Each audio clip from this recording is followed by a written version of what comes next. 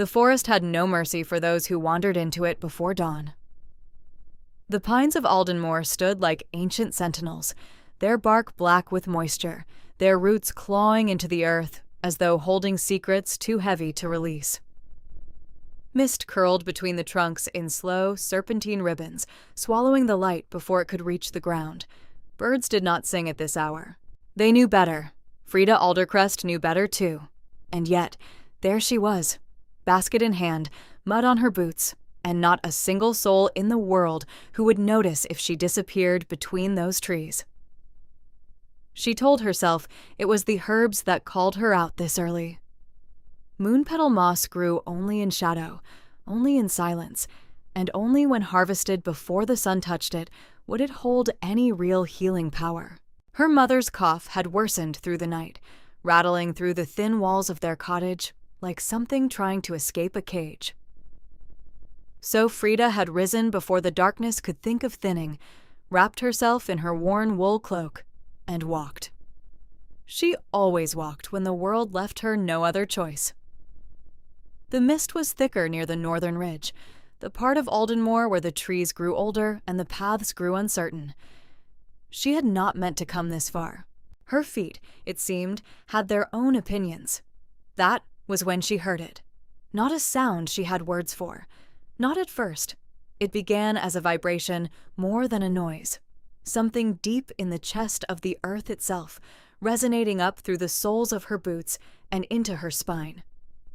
Then it broke into sound, and the sound broke into something that could only be described as agony, wearing the shape of fury. A shriek. A roar. Both at once. Frida stopped walking. Every instinct she possessed, every small, careful instinct that had kept an Omega woman alive and unnoticed in a world that preferred her invisible, told her to turn around, to walk back the way she came, to be sensible, to be quiet, to be small. She took one step forward instead. The clearing appeared between two ancient oaks, like a wound in the forest, the ground torn where something massive had struggled, the low branches snapped and hanging. And there, in the center of it all, was a creature that should not have existed outside of the songs the elders sang when they thought no one young enough to believe was listening. The Royal Griffin. It was enormous, larger than any horse she had ever seen, its body that of a great lion, but crowned with the wings and head of an eagle, golden feathers catching what little gray light filtered through the canopy above. Those feathers were the color of sunlight striking amber, the color of something sacred, the color of things that belonged to kings. And it was caught.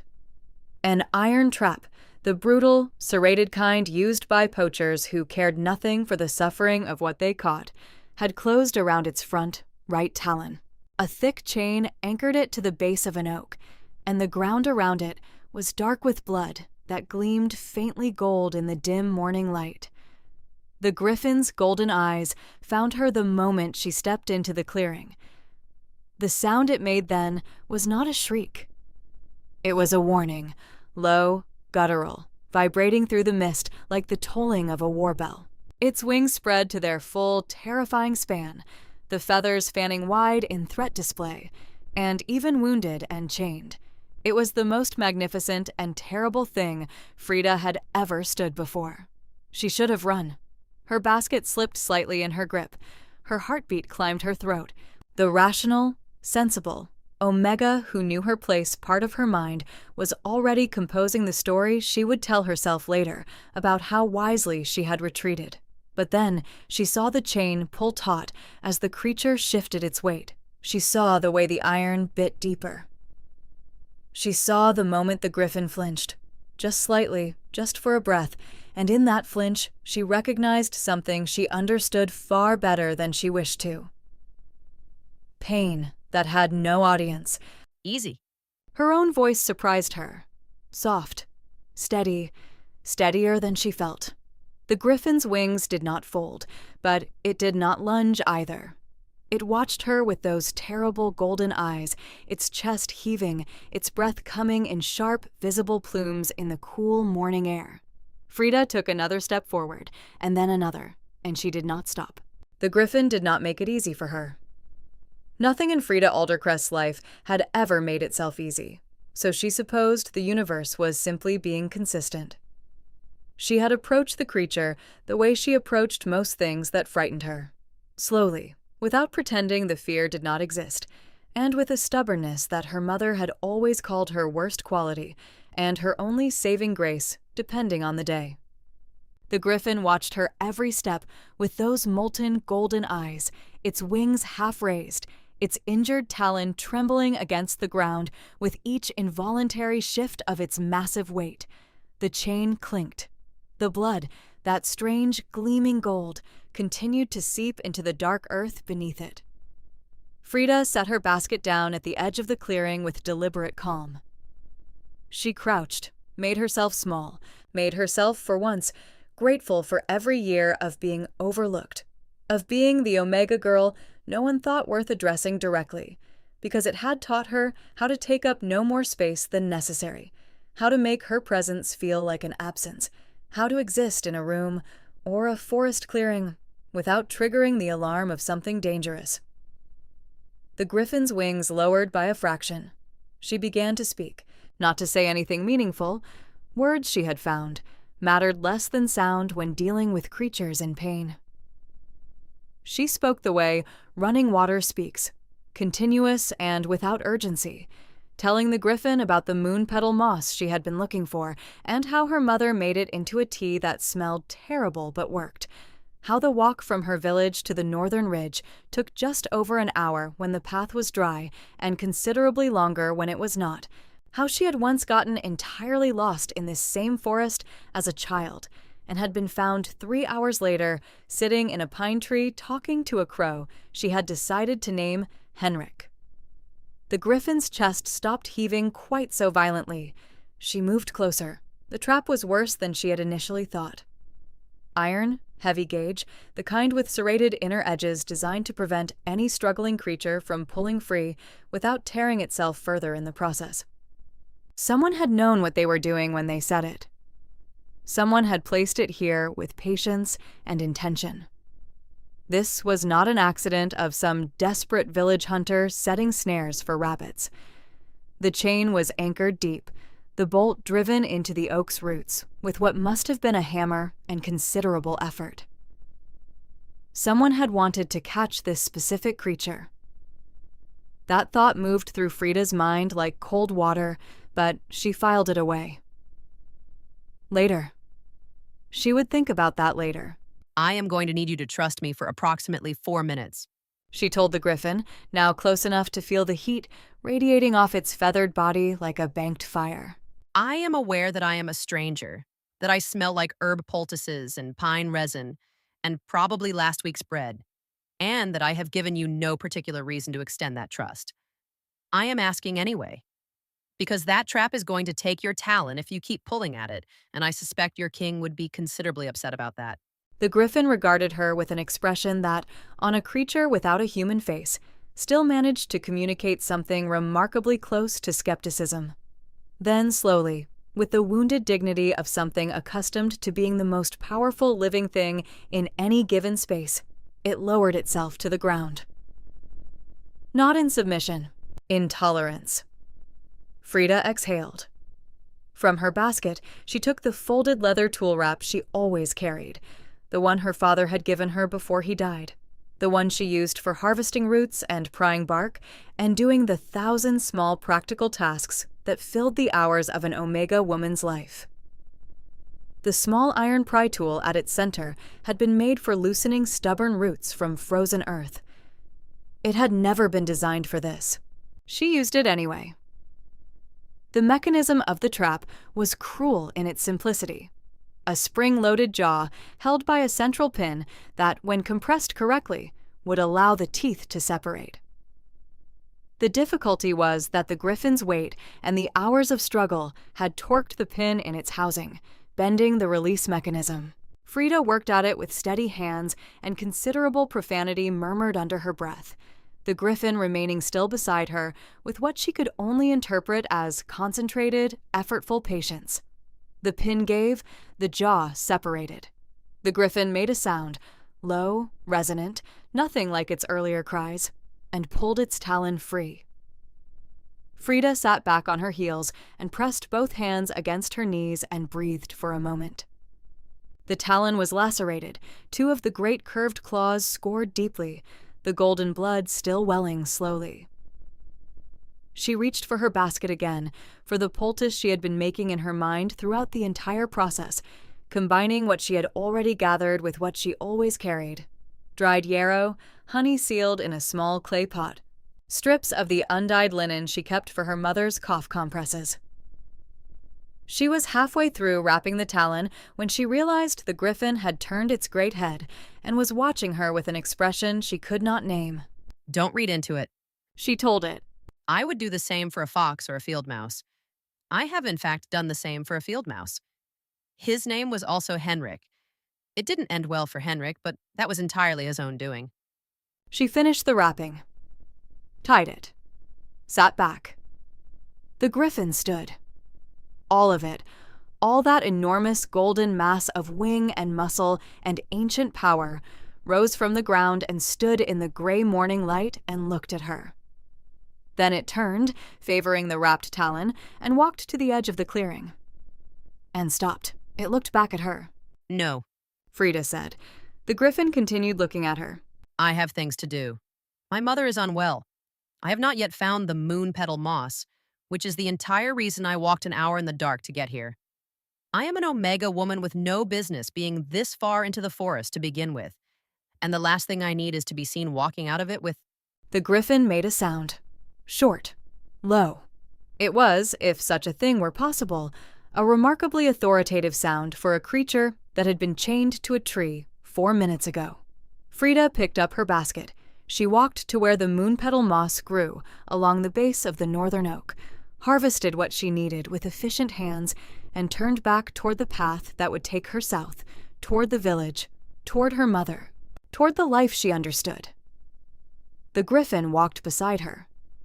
It matched her pace exactly, its great head level with her shoulder, its golden wings folded close, its injured talon placed with careful deliberateness at each step. It was, objectively, one of the most surreal experiences of Frida Aldercrest's 29 years. She was a woman of modest, surreal experience, so the bar was perhaps not particularly high, but she felt confident this would hold the position regardless. People are going to talk, she said. The griffin did not appear concerned about people talking. They walked together through the thinning mist, through the old pines, south along the path that grew wider and more worn as the trees grew younger and the sky began to gray toward morning proper. Birds began their noise as the darkness receded. The world reassembled itself into something recognizable. Frida became aware, with increasing discomfort, that they were approaching the boundary between the ancient forest and the territory that belonged, in the loose sense of territory belonging to those who had the power to enforce the claim, to the village of Aldenmore proper. She stopped walking. You cannot come further, she said, turning to face the griffin directly. It stood before her, golden eyes regarding her from that great feathered head, and she was struck again, as she had been in the clearing, as she suspected she would be for a long time afterward, by the quality of its attention. It did not look at her the way large animals looked at people, with the calculating blankness of something assessing threat or food or competition. It looked at her the way, and she recognized she was being irrational. Someone looked at a person they had made a decision about. You belong to a king, she said. Go back to your king. The griffin blinked once, slowly. Then it turned its head south, toward the village, and Frida became aware, with a cold drop of dread in her stomach, that they were no longer alone on the path. 3 horses stood at the tree line. 3 riders in the dark gray cloaks of the king's guard, their crests catching the early light, their hands on the hilts of swords they had not yet drawn. Behind them, 2 more on foot, arrows nocked but not raised. They were all staring at her. The one at the center, Henrik Berg, she would learn his name later, though she would take no pleasure in knowing it, looked between the Griffin and the Omega woman, standing beside it with a basket of herbs and an expression of someone who had prepared for many possible mornings, and not this one. What happened next happened quickly. The Griffin moved between her and the riders before she could speak. A single smooth shift of its massive body, wings spreading slightly, a sound rising in its chest that was not quite a growl and not quite a warning, but contained elements of both. The horses shied. One of the foot soldiers stepped back. Frida, behind the Griffin, registered two things simultaneously: that the creature was protecting her, and that being protected by the king's own Griffin from the king's own guard was unlikely to make the next conversation easier. This is not, she said quietly, mostly to herself, how I intended this morning to go. The captain of the guard, Henrik Berg, hard-faced, with the wary competence of a man who had been doing a difficult job long enough to have stopped being surprised by most things, recovered his composure and his horse simultaneously. He did not draw his sword. He was, at least, experienced enough to understand that drawing a sword on the Griffin's chosen companion was the kind of decision that could not be unmade. But the words he spoke were not kind. She was to come with them. She had been found in restricted territory, in proximity to the Crown's injured Royal Griffin, at an hour when no law-abiding citizen had business in those woods. She was to come with them immediately and without difficulty, and the guard captain would take it as a personal favor if the Griffin would stand aside, as he had absolutely no desire to harm it, and also no desire to explain to the king why he had failed to bring in the woman who had been found beside it. The Griffin did not stand aside. What happened, instead, was that it turned its head and looked at Frida. Only at her. And the quality of that look, patient, expectant, something else she did not have a word for, communicated something she could not logically explain, but understood regardless. It would go where she went. Frida looked at the riders. She looked at the forest behind her and the village beyond, reach ahead. She looked at the basket in her hands and the moss she had gathered for her mother's tea, and the poultice wrapping on the Griffin's talon that matched the linen strips she used for her mother's cough compresses. And she thought about how thoroughly unfair it was to be a woman who only wanted to take care of the people she loved in a world that kept interrupting the attempt. I'll come, she said. But I need someone to take this to the healer's cottage on the south edge of the village. The moon petal moss inside? Her name is Astrid Bergstrom. She'll know what it's for. My mother... Henrik Berg looked at her basket. He looked at the Griffin. He was a practical man who had made a career out of assessing situations accurately, and the situation he was assessing was this. The Crown's Royal Griffin, which had been missing since before dawn, and whose absence had triggered the most significant alarm the Stonebridge Fortress had raised in 11 years, was standing in the forest with its wing curved slightly toward an Omega woman in a worn wool cloak who was worried about her mother's cough. He took the basket from her. He passed it to the soldier nearest him without a word. Frida nodded once. She walked forward, past the Griffin, toward the riders. She did not look back. She was reasonably certain that looking back would make the next part harder, and the next part was already going to be hard. She heard the sound of great wings stirring behind her. She heard the soft percussion of a large body falling into step. She heard the soldiers ahead of her shift in their saddles with the discomfort of men who had not anticipated this particular outcome. The Griffin followed her. Of course it did. The ride to Stonebridge Fortress took less than an hour on the King's roads, which were well maintained in the particular way that roads were well maintained when the entity responsible for their maintenance was capable of significant violence. Frida rode behind the captain. She had been offered no horse of her own, which was the sort of pointed discourtesy she had learned to observe without reacting to. And the Griffin walked alongside the procession with the unhurried authority of something that had never in its life needed to justify its presence. The soldiers did not speak to her. She did not speak to them. The morning completed its transition from gray to pale gold above the canopy, and the forest gave way to open land, and the open land gave way to the sight of Stonebridge Fortress, rising from the ridge ahead like something the earth had decided to grow instead of something human hands had built. It was larger than she had known to imagine. Stone walls the color of storm clouds, towers that caught the early light and held it, banners in deep midnight blue hung at intervals along the battlements. The main gates were iron and ancient oak, bound together with craft that had outlasted the craftsmen who'd made it, and they were open. Open because they were expecting the guards' return. Open because someone had sounded an alarm before dawn, and the fortress was still oriented toward that alarm even now. Frida had never been to the fortress before. She had seen it from the valley below, the way everyone in the villages saw it, as a fact of the landscape, permanent and authoritative, and not particularly relevant to daily life unless something went wrong. Something had gone wrong.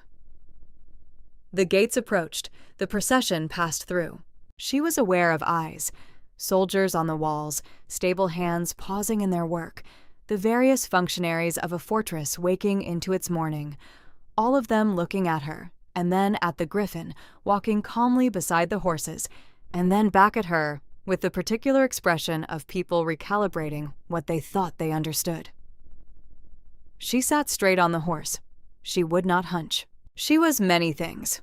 Omega, commoner, a woman who probably had griffin blood on her cloak cuff, but she would not hunch. The inner courtyard was wide and flagstoned, and it was there that the procession stopped.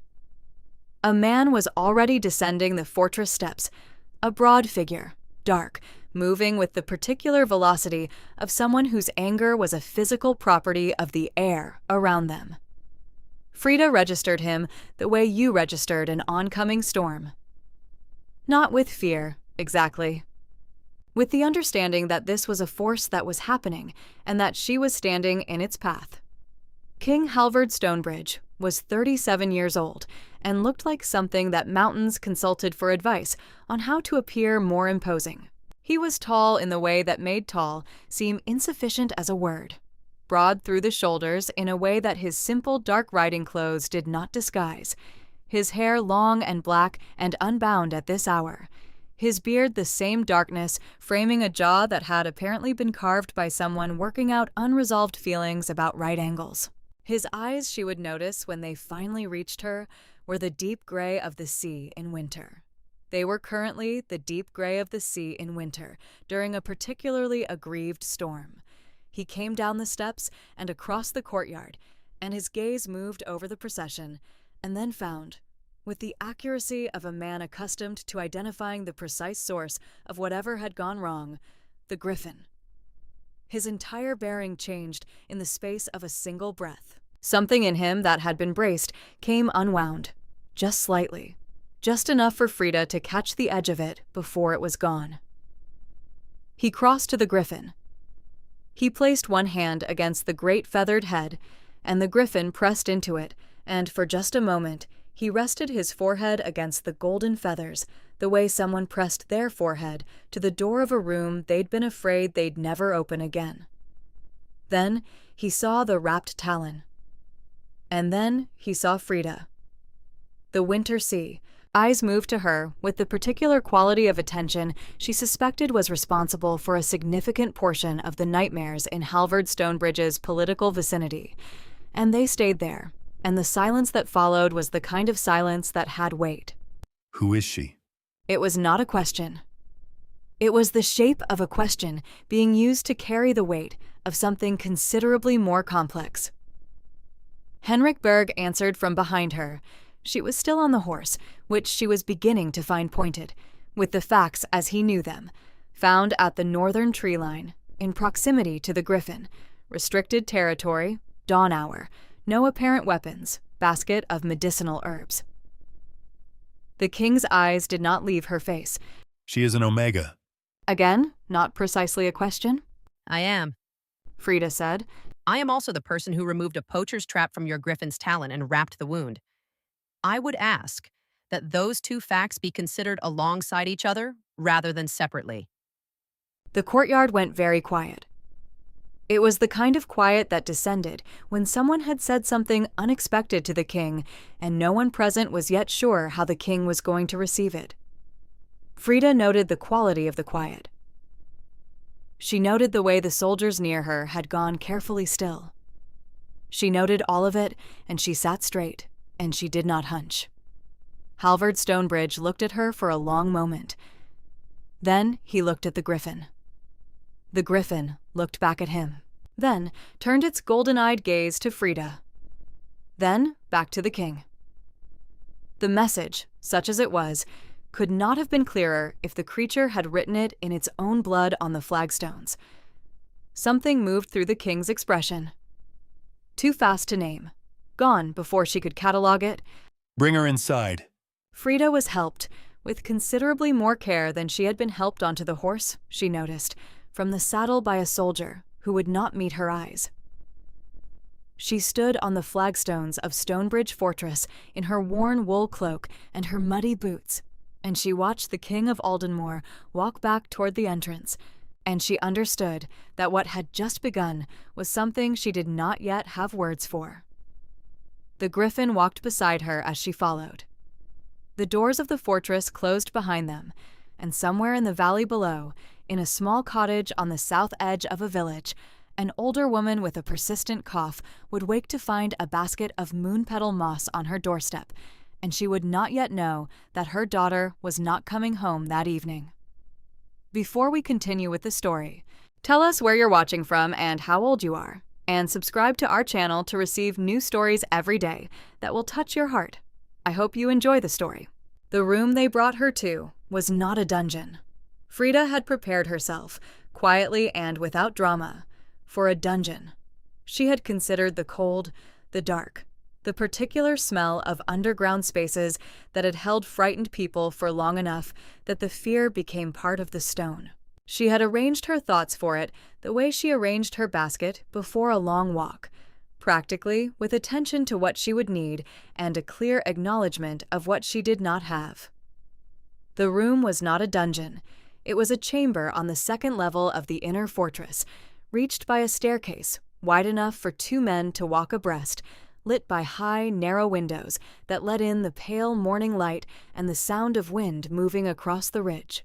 There was a long table of dark oak in its center, chairs on both sides, and a fireplace against the eastern wall where someone had lit a fire within recent memory. The room smelled of old wood and tallow candles and, faintly, of the particular cold particular to stone buildings that had been cold for centuries. A private audience chamber, then. She recognized it by function, if not by personal experience. They left her there with two soldiers at the door, which was closed but not locked.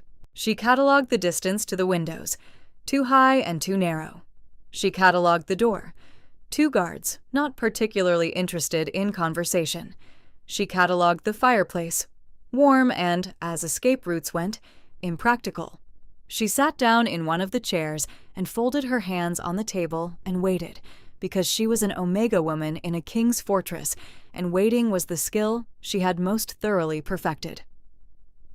From beyond the door, at some distance, she could hear something, intermittent, heavy. The sound of something large, moving in the corridor outside, pacing, its weight falling in a rhythm that was almost but not quite the rhythm of a creature at rest. The griffin. She exhaled through her nose and looked at the ceiling and thought about her mother's cough and the moon-petal moss, and whether Astrid Bergstrom would remember the correct ratio for the tea, or whether she would have to be very specifically instructed the next time Frida had access to any kind of communication. She was still thinking about this when the door opened. Halvard Stonebridge entered the room the way weather entered a room, not through the door so much as the door ceased to be a relevant boundary for a moment. He was without the riding coat he had worn in the courtyard, in a simple dark tunic that did nothing to reduce the impression of him. His hair was still unbound. He had, at some point in the last hour, washed the early morning from his face, but not the expression from his eyes. He carried nothing. He brought no advisors, no scribes, no documentation. He sat down across from her at the table, not at the head, which she noted, but directly across, which she also noted, and he looked at her with those winter-gray eyes and said nothing. Frida looked back at him and said nothing. The fire crackled. Wind moved past the high windows. The sound of the griffin pacing reached them both through the stone. His eyes moved briefly to the door, to the direction of the sound, and then back to her. How long were you in the restricted forest? His voice was what she had expected from the rest of him. Deep, unhurried. The voice of a man who had never needed to raise it to be heard. Since before dawn, perhaps 2 hours, perhaps a little less. Alone. Entirely. On what errand? Moon petal moss. My mother has a respiratory illness. The moss is most potent when harvested in shadow before sunrise. I am aware the northern forest is restricted territory. I am also aware that my mother's lungs do not particularly care about territorial boundaries. Something moved through his expression at that. Not quite the thaw she might have hoped for, but a shift, the way ice shifts before it decides what it means to do. You knew the territory was restricted, and you went regardless. I did. That is an admission of unlawful entry. It is. I'm not going to lie to you about it. I went into restricted territory to gather medicine for my mother. I found your griffin in a trap. I freed it. Those are the facts in the order they occurred, and I do not think any of them reflect especially poorly on me, with the possible exception of the unlawful entry, which I am willing to discuss at length if that is what you need. The silence that followed was longer than the previous ones. He studied her across the table with the focused attention of a man unaccustomed to people who answered his questions in paragraphs. From the corridor, the griffin's pacing paused, then resumed. You freed it. I did. A Royal Griffin alone. It seemed unkind to wait for company. The king's eyes narrowed very slightly. She had the distinct impression he was reevaluating something. Most people would not have approached it. The griffin is not a creature that tolerates the proximity of strangers. It has, on previous occasions, taken considerable exception to uninvited contact. It did take exception at first. I spoke to it. You spoke to it. At some length, yes. Mostly about my mother and an ill-fated field mouse. I find that creatures in pain respond better to continuous sound than to silence. It gives them something to attend to other than the pain. He said nothing for a moment. Then, You are a healer. I am the daughter of a healer. My father taught me before he died. I have no formal standing, no certification from any guild, no letters of introduction from people with more authority than me. I know what I know, and I apply it as I can. In restricted royal forests before dawn. When necessary, yes. another silence. He leaned back slightly in his chair, not the posture of a man relaxing, but the posture of a man changing which part of a problem he was looking at. The fire spoke between them. Frida kept her hands folded on the table and her spine straight, and her face arranged in the expression she had spent 29 years constructing. The expression of a woman who was not going to be made to feel ashamed of what she had done, when what she had done was correct. The trap. He said, and something in the word changed the texture of the room. Describe it. Iron jaw trap. Heavy gauge, not the kind used for small game. Spring mechanism with serrated inner edges designed to prevent extraction by struggle. A chain anchoring it to an oak root, the bolt driven deep. It was not set carelessly. Whoever placed it knew what they were doing and had taken time to do it properly. The king's hands, which had been resting loosely on the table, had gone still. You examined it carefully. I had to understand the mechanism to release it, yes. Did you see anything else? Markings? Symbols? Frida looked at him. The question was too specific. It was the question of a man who was not asking to gather information, but to confirm what he already feared. There was a mark. She said, watching him carefully now. On the iron of the jaw, stamped, not carved, the kind of mark made in the casting process before the iron set. A hammer above a broken circle. I noticed it when I was working the release mechanism. Halvard Stonebridge was very still. He was a man whose stillness was, she was beginning to understand, different from other men's stillness. Other men went still because they were deciding what to do. He went still because he was already 3 decisions ahead and was giving the rest of his face time to catch up. A hammer above a broken circle. Yes, I thought at first it was a smith's mark. Craftsmen mark their work. But I know most of the smithing marks in this region, at least the ones that circulate through village trade, and that one was not familiar to me. It was also placed in an unusual location, not on the hinge or the chain fitting where marks typically appear, but on the face of the jaw itself, as if it was meant to be found, or meant to be recognized. The king stood. Not abruptly. Nothing he did seemed to happen abruptly, though all of it happened with a certainty that precluded reversal. He moved to the fireplace and stood with his back to her for a moment, one hand on the stone mantel, and she watched the set of his shoulders and understood that whatever she had just told him, it was not a surprise. It was a confirmation. You will remain in the fortress. He did not turn around when he said it. For how long? Until I determine it is safe for you to leave. With respect. Your mother's care is being arranged. The healer Astrid Bergstrom has been sent for and will attend her this morning. Frida stopped. He had known her mother's healer's name.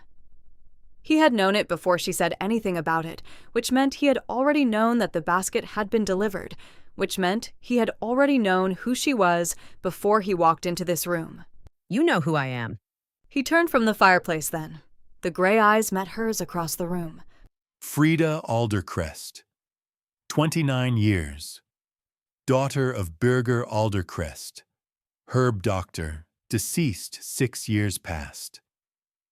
You have maintained his practice in the village of Aldenmoor in the unofficial capacity that the Healers Guild prefers to overlook rather than acknowledge, because the villages you serve have no other options, and making you stop would cause problems the Guild does not wish to address. You live with your mother, Sigrid. You are an omega without a bonded mate, which, in the current political environment, makes you a woman with fewer protections than most. He said all of this not unkindly, which was, in some ways, more unsettling than if he had said it coldly. You learned all of that in the time between the courtyard and this room? My people are efficient. Your people are very efficient. That's either reassuring or alarming. I'm still deciding. Something crossed his face. She would not have called it amusement. It was the ghost of an expression that might have been amusement if it had been allowed to finish arriving. He returned to the table. He did not sit. He stood at the edge of it, with his hands behind his back, and he looked at her with the gray eyes. And when he spoke again, the formal cadence he had been using had shifted into something fractionally less constructed. Ma, the mark you described, the hammer above a broken circle, it is the symbol of a faction that has been operating in this kingdom for 3 years. They call themselves the Grimsever, men who believe the old bond between the crown and the Royal Griffin is a weakness, a vulnerability. That a king who can be threatened through his griffin can be controlled through his griffin. Frida was quiet for a moment. They wanted to capture it. Or kill it. The trap was placed where it would injure the animal severely before anyone could intervene. If you had not been in that forest. He stopped. The fire crackled. Outside the door, the griffin had gone still, as if it was listening. The difficulty, the king continued, his voice returning to its more controlled register, is that the Grimsever does not operate from outside the kingdom. They are here, in this court, among the people who eat at my table and stand in my council and know the griffin's patterns and habits well enough to place a trap where it would be effective. Someone inside the fortress. Someone inside the fortress. The weight of what he was telling her took a moment to settle. When it did, Frida understood, with a clarity that made the room feel slightly smaller, why he was telling her. She was not simply a witness to an injury. She was the only person outside the internal politics of Stonebridge Fortress who had physically handled the trap, seen the mark, and could describe both without any stake in what the description revealed. She was the only clean set of eyes in a room full of people who might be watching. You can't trust your own counsel to investigate this. He did not answer. He did not need to. That is a lonely position to be in. she said. It came out before she had fully decided to say it. Not with pity. She did not think he would receive pity particularly well, but with the straightforwardness of a woman who recognized something she understood. The gray eyes settled on her with a different quality then. Not the assessing focus of the interrogation, something else, something that arrived and did not immediately retreat. You will be given quarters in the East Wing. Not a cell. Rooms. You will be treated as a guest, not a prisoner. I would ask, however, that you do not attempt to leave the fortress grounds until I tell you that it is safe to do so. And if I do attempt to leave? Then I would have to prevent it, and I would prefer not to. That is a very diplomatic way of describing the same situation. I am told I have occasional moments of diplomacy. They generally surprise everyone, including me. Frida looked at him steadily for a moment. This king who filled rooms simply by existing in them, who held secrets like stones in a closed fist, who had, she was almost certain, just made a very small joke and seemed faintly alarmed by it. I have conditions, she said. The king's expression returned to its default architecture. You have conditions. 2. The first is that I'm given accurate and regular reports on my mother's condition. Not reassurances, reports. There is a difference, and I know what the difference looks like. A pause. Granted. The second. The Griffin's talon needs to be cleaned and redressed every morning until the wounds close. The yarrow poultice I applied will hold for 24 hours, but not longer. And whatever your royal animal physicians use, I would ask that they do not use oil of sealwood on an open wound because it works beautifully on horses and does something deeply unpleasant to griffins, or at least it did to this one, which communicated its opinion on the matter quite clearly when I briefly considered it. Halvard Stonebridge looked at her. You tested remedies on it.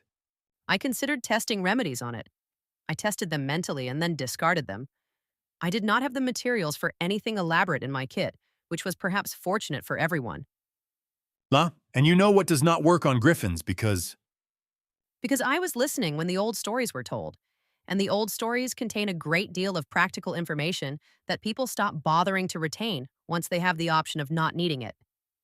I grew up without most options, so I retained most things. The room was quiet. Then, with the deliberateness of a man taking a decision and committing to it absolutely. You will attend to the griffin's wound yourself. Morning, as you said.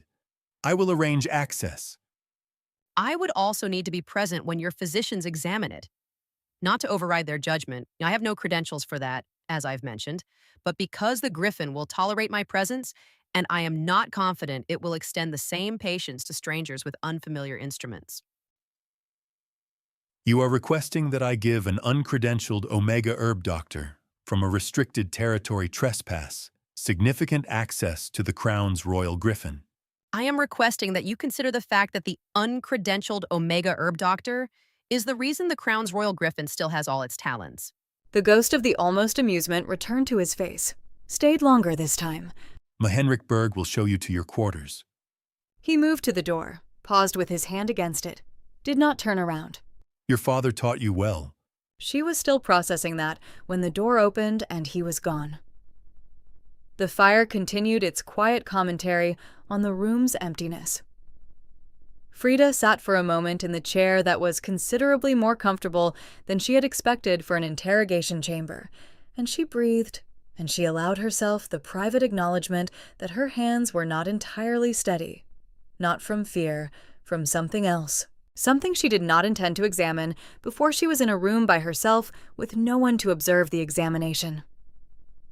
Henrik Berg appeared in the doorway with the expression of a man who had expected to escort a prisoner and was recalibrating for something more ambiguous. Frida stood. She straightened her cloak. She walked to the door, and she was aware before she reached it. She was aware by the shift of the air, by a particular quality of presence, that the griffin was in the corridor outside. It had not gone to its stables. It had not gone to its keeper, or its pasture, or whatever royal arrangements existed for it. It had sat outside the door of the chamber where she was being questioned and waited for the door to open. It fell into step beside her the moment she crossed the threshold, and Henrik Berg, to his considerable professional credit, adjusted his stride to accommodate this without comment. Frida looked at the Griffin as they walked. The Griffin looked forward with the serenity of a creature that had made a decision and saw no particular reason to justify it. I did mention, She said quietly. that people were going to talk. They walked through the corridors of Stonebridge Fortress, the guard, the Griffin, and the Omega Herb Doctor in the worn wool cloak. And behind them, from a doorway at the far end of the passage, a woman watched. She was dressed in the deep blue of the court's inner circle, her dark hair arranged with the precision of someone who had learned early that appearance was armor. She was perhaps 40, with the particular beauty of a woman who had decided what she wanted and had been patient enough to pursue it across a considerable number of years. She watched Frida Aldercrest walk through the corridor with the Griffin at her shoulder, and her expression held something that was not curiosity and not quite anger, and was not, whatever else it was, pleasant. Her name was Maya Eriksson. She was the king's chief advisor and had held that position for 7 years. She watched the Omega woman round the corner and disappear, the great golden wing of the Griffin catching the corridor torchlight as it turned. Then she walked in the opposite direction, her steps quiet, her face composed, and she turned into a passage that did not lead toward the council chamber or the great hall or any of the rooms where business was conducted publicly. She turned into the passage that servants used, and she walked with purpose and with speed and with the expression of a woman who had a message to send and did not intend to wait. The east wing of Stonebridge Fortress had been built, according to the stonework, by people who believed that windows were a moral failing. There were 2 of them in Frida's quarters, narrow, deep-set, the kind of windows that let light enter as a suggestion rather than a commitment. The room itself was larger than her entire cottage, which was the kind of observation that produced a feeling she did not have a clean name for. Not gratitude exactly, not discomfort exactly. Something between the two that lived in the chest and made breathing slightly deliberate. The bed was vast and curtained.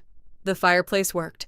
There was a writing table with actual candles on it, beeswax, not tallow, and a wardrobe that had been stocked without explanation or ceremony, with clothing that fit her well enough to suggest someone had been accurate about her measurements in a way she found only mildly alarming.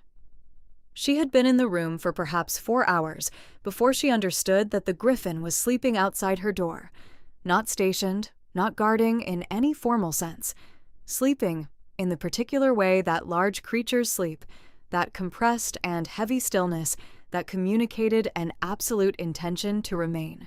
She had opened the door to see if the corridor was attended and found the great golden head lifting from its resting position on folded forepaws, the amber eyes finding her with the unhurried attention of something that had been waiting but had not been anxious about the wait. She had looked at it for a long moment. You have a perfectly adequate stable, I am told. The Griffin had blinked once. You also have a keeper who is, by all accounts, distressed about your absence and probably somewhat envious of mine. The Griffin had rested its head back on its forepaws. Frida had closed the door and gone to bed and slept, for the first time in longer than she could precisely calculate, without listening for the sound of her mother's breathing through the wall. She told herself this was because exhaustion had simply overtaken consideration. She was probably not entirely wrong. The first report on her mother arrived the following morning before she had finished dressing. A folded document slipped under the door, with Astrid Bergstrom's handwriting on it, and a note in a different hand appended at the bottom, confirming that the healer had been provided with everything she required and would send daily correspondence through the fortress courier. The different hand was precise and small and entirely undecorated, the handwriting of someone who had never been taught that letters were ornamental. She recognized it from no sample she had ever seen, and yet she knew whose it was. She sat with the report in her hands and breathed and did not think about the king's handwriting for longer than was necessary. The days in Stonebridge Fortress had a rhythm that she learned the way she learned most things, by observing it first and then placing herself into it with careful deliberateness. The fortress woke early, with the guard change at dawn and the kitchens beginning their work, before the sky had decided on a color. The household, the servants, the functionaries, the various people who existed in the intermediate space between the court's formal structure and its daily operation, moved through the corridors with the efficient purposefulness of people who had long since stopped seeing the walls around them as extraordinary. Frida saw the walls as extraordinary. She suspected she would for some time. She attended the Griffin each morning, as she had been given access to do. The stable master, a compact, weathered man named Oscar Larson, who had the energy of someone perpetually braced for catastrophe and the competence of someone who had been successfully managing catastrophe for decades, received her with the wariness of a professional whose expertise was being gently circumvented, and the pragmatism of someone who had watched the Griffin refuse for 3 consecutive mornings to allow the fortress physicians near enough to examine the wound. The Griffin, for Frida, was different. It stood with a patience that bordered on the theatrical, while she unwrapped and cleaned and redressed the talon, occasionally turning its head to examine her work with an expression of critical appraisal that she found both amusing and slightly intimidating, given that the source of the appraisal weighed approximately 400 pounds. It was on the 4th morning that Halvard appeared in the stable doorway. He did not announce himself. He was simply there when she looked up from her work, standing at the threshold in a dark riding coat with the collar turned up, his long hair gathered loosely at his neck, and the particular stillness of a man who had arrived somewhere and was waiting to see whether his arrival was going to be acknowledged or not. She acknowledged it. Good morning. He stepped inside, the Griffin's head turned toward him with what she had come to recognize as its version of affectionate recognition, a slight tilt, the eyes softening from amber to something warmer. How is the wound? Closing well. The deepest laceration still concerns me slightly, but the tissue is clean and there is no sign of corruption. Another week, possibly 10 days. Oscar tells me it refused the royal physicians again this morning. Oscar is a patient man. He did not say this, but I could tell he appreciated being right about something after several years of the Griffin being cooperative. The king looked at the Griffin. The Griffin looked back at him with the serene authority of a creature that had made its preferences clear and saw no reason to revisit them. It has always been particular about who it allows near it. Most creatures with any sense are. The ones that allow everyone near them without distinction are usually either very trusting or very unwell, and neither state lasts long. He was quiet for a moment. She returned her attention to the talon, working the clean linen into place with steady hands, aware of him in the way she was becoming uncomfortably aware of him. Not in any specific sense that she could isolate and address, but as a general condition, like being aware of a fire in a room in winter. You did not need to look at it to know it was there. You are settling into the fortress. I am navigating it.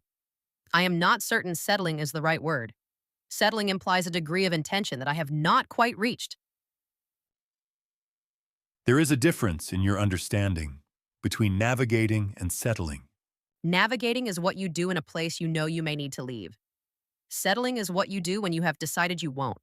He said nothing for a moment. She tied the last wrap and sat back, and the Griffin turned its head to examine her work, and then turned it to examine Halvard in a way that communicated, if a Griffin's expression could communicate anything, a pointed suggestion. Walk with me. It was not quite a command. It was also not quite a request. It occupied the grammatical middle ground, particular to men who had been making decisions for long enough that the distinction between asking and directing had become philosophical rather than practical. Frida stood and cleaned her hands on the cloth Oscar Larson held out with the silent efficiency she had come to appreciate in him, and she walked with the king out of the stable and into the morning. And the Griffin followed them both with the unhurried certainty of something that had already decided this was where it intended to be.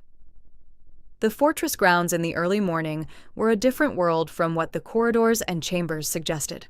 There were gardens to the south of the inner wall. Practical gardens, growing the herbs and root vegetables and medicinal plants that a fortress of this size required, and beyond them, against the eastern wall, a space of old trees that had been allowed to grow as they wished, and consequently had grown into something that, if not quite a forest, contained the spirit of one. Halvard walked toward the trees. She walked beside him. The griffin moved slightly behind them, its wings folded close, its injured talon placed with the careful deliberateness that had, she noticed, improved each day. "You are familiar with yarrow and moon-petal moss," he said, and it was not the beginning of small talk. It was the beginning of something he had been thinking about and had chosen this particular space to say. And perhaps 200 other things that grow within 3 hours' walk of my village, yes. "And griffins." The old stories. Not practical experience. You can deduce that from the fact that I was surprised by how much it heated when it was distressed. I had not accounted for the body temperature differential. "Most people don't know griffins run hot." Most people haven't had occasion to be that close to one. I'm starting to understand why. They are an experience that recalibrates your sense of scale. The old trees received them. The morning light came through the canopy in the particular broken way of light through leaves, making the ground beneath shift and silver. It was quiet here in the way that spaces within walls were never fully quiet. Not the silence of the forest, which was deep and directionless, but a contained quiet, the sound of the world pausing to see what would happen next. "My father brought the griffin to this fortress when I was 11. Halvard said. He was looking at the trees when he said it, not at her, and she understood. This was a mode of communication he used when the content of what he was saying was something he did not typically say. There is a tradition among the Stonebridge line. The griffin chooses. It is not given, not trained, not assigned. It finds the king it decides to find, and it stays. And the bond is. There is no political word for what it is. Every word politics has for loyalty has a condition attached. This has no condition." Frida listened. The griffin moved between them as they walked. Literally between them, its great shoulder brushing her arm, its head level with the king's. She had the impression, not for the first time, of being included in something by a creature that did not ask permission to include people in things. "It found me when I was 17. The summer I became king. My father had died in the spring, and the court was. A court after a king dies is a specific and unpleasant thing, with its specific and unpleasant negotiations, and its specific and unpleasant people making their specific and unpleasant calculations." I imagine it was not a summer you particularly enjoyed.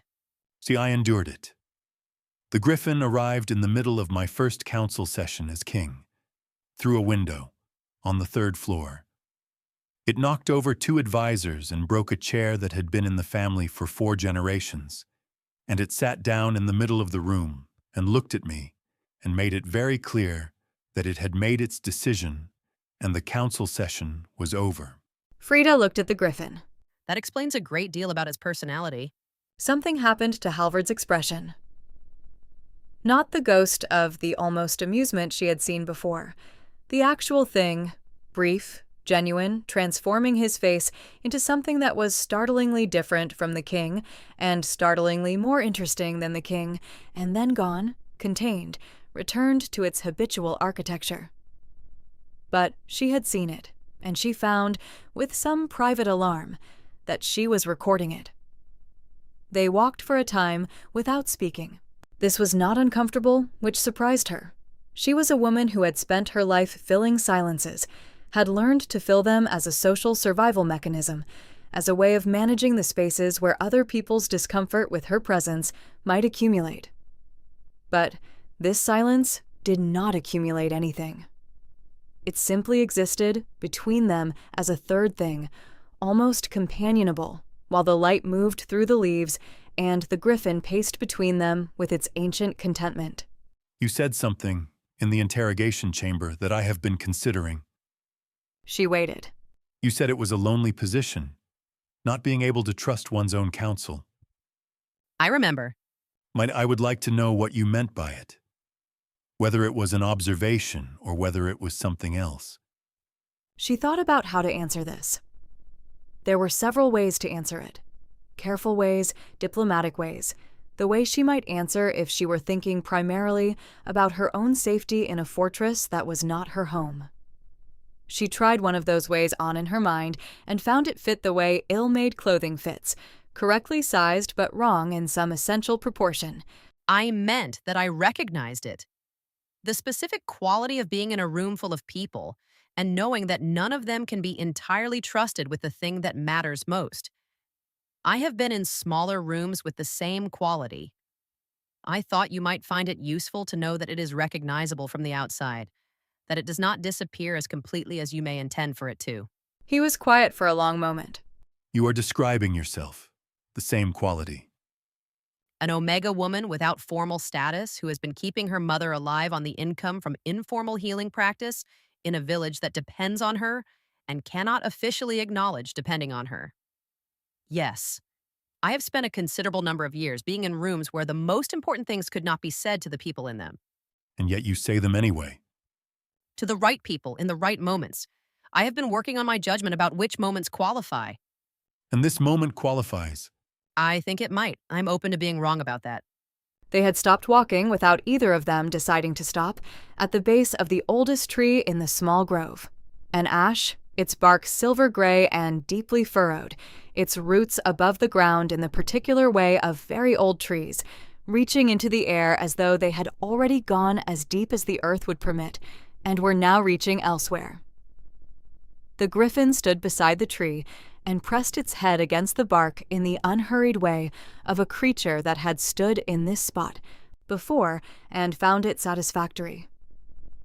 Halvard watched it with the expression she was beginning to understand, the one that was not for the court, not for the council, not for any of the performances that kingship required.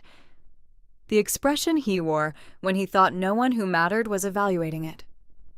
She was evaluating it. She suspected he knew. She suspected he had decided, somewhere in the last several days, that she was a person in whose presence the expression could be permitted to exist. She did not know how to feel about being decided upon in that particular way. Careful, said the sensible part of her that had kept her alive and intact across 29 years of a world that preferred women like her to be simple and small. Careful, careful. The mark on the trap, she said, because she needed to say something that was not about what she had just been thinking, and this was the most useful other thing available. I have been investigating. Have you learned anything? I have learned that the bolt was purchased from an ironworks in the lower city 4 months ago. I have learned that the purchase was made by someone using a name that belongs to a man who has been dead for 2 years. I have learned that the ironworks owner recognized the commission as unusual, but was paid enough not to inquire further, which tells me that whoever ordered it has access to more coin than a common conspirator. Someone with court income. Or access to it. She looked at him. I would ask that you not repeat that. I have no one to repeat it to. Your court does not speak to me with any particular frequency, and the griffin, as far as I can determine, does not gossip. The griffin, from its position against the ash tree, made a sound that managed to be both dignified and faintly offended. My apologies. I have no evidence either way on the gossip. Halvard looked at the griffin. He looked at her. And there it was again, the actual expression, the unarchitectured one, present for a moment in the morning light under the ash tree, warm and brief and gone. She was recording it again. She noted, with private resignation, that she was going to have to address the recording at some point. They turned back toward the fortress. The path brought them along the eastern wall, where the light struck the stone at the angle that made the gray turn briefly gold, and she walked beside him in the contained quiet that had become, in 4 days, inexplicably natural. At the door to the inner corridor, he paused. Stakern, there is a woman in this court, whose name is Emilia Lundqvist. She is one of the household servants, a senior position. She manages the linen stores and the household accounts for the east and north wings. She is unremarkable in most respects, which in my current situation means I am paying her close attention. I mention this because she is the servant most responsible for the East Wing corridor where your quarters are. If she speaks to you, if anyone speaks to you about anything beyond the ordinary exchanges of daily courtesy, I would be grateful to know of it. Frida absorbed this. You are asking me to be useful. I am asking you to be observant. I believe you already are, and would be regardless of my asking. I am simply indicating that there is someone to whom the observations can be directed. And in return, Your mother continues to receive care. Your own situation here continues to be that of a guest rather than a prisoner. And when this is resolved, when I know that the Grimsevers' reach inside this fortress has been identified and contained, you leave safely, and with whatever would make your return to your life and your work easier. She looked at him for a moment. you left out one thing. Did I? You left out the part where I help you because it is the right thing to do and not because of what I receive for it, which is, I think, what you actually believe and what you did not say because you are a king, and kings are accustomed to everything being a transaction. The gray eyes held hers. There was something in them she could not fully read, something that was not the king and was not the interrogator and was not the man by the fire or the man under the ash tree, but was something underneath all of those, older and less attended to. You are a very direct woman, Frida Aldercrest. I have been told this, rarely as a compliment. It was not intended as a criticism. He held the door. She walked inside. The Griffin passed between them both and disappeared down the corridor with the purposeful serenity of something that lived in all rooms equally and found the concept of a threshold mildly theoretical. She walked toward the East Wing. She did not look back.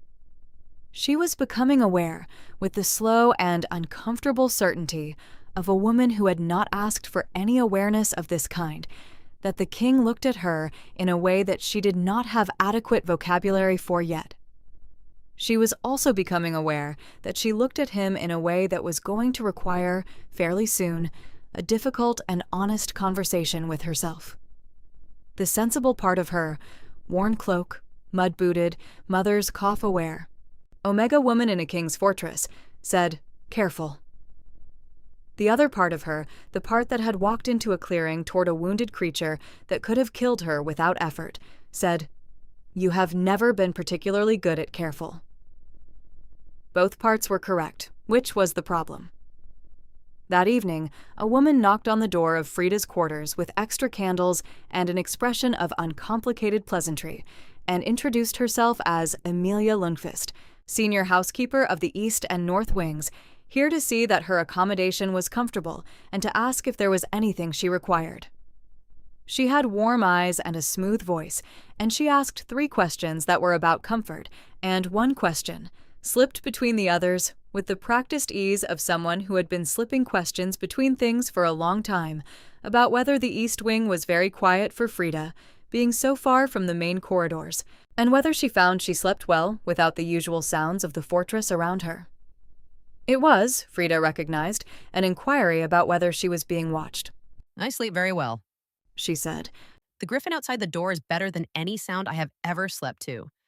There is something very reassuring about 400 pounds of magical creature between you and whatever the night might bring.